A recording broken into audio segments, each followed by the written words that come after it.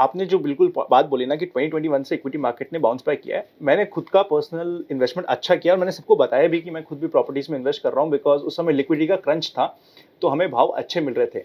But at the same time काफी लोगों ने उस समय लोन लेके इन्वेस्टमेंट कर दिया। हुआ ये कि जो उनका लोन का टेन्योर 20 साल का था, वो बढ़ते बढ़ते बिकॉज इंटरेस्ट रेट बढ़ गई है, वो 27 साल हो गया। तो वो क्या करे, उन्हें तो लग रहा है कि मैंने तो कुछ कम हो जाएगा, 1 साल के अंदर ये ब्याज भी कम हो जाएंगे। फिर ये तो short period international Ukraine Russia war के कारण ये ब्याज का भाव बढ़ गया और फेड का जो इंटरेस्ट रेट बढ़ गया है और हम मैच करना ज़रूरी पड़ी है।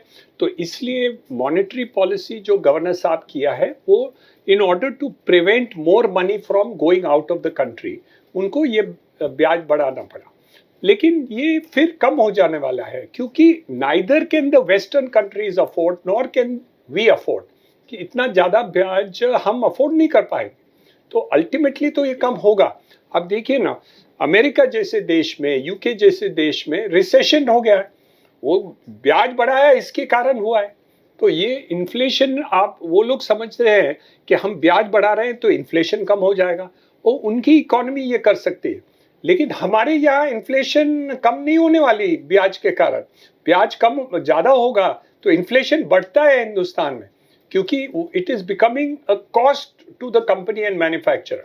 तो हम बोल रहे हैं कि एक लिमिट होती है, उसके बाद में monetary policies have a negative effect to the market. उल्टा है, आपका कॉस्ट ऑफ इनपुट्स बढ़ जाते हैं।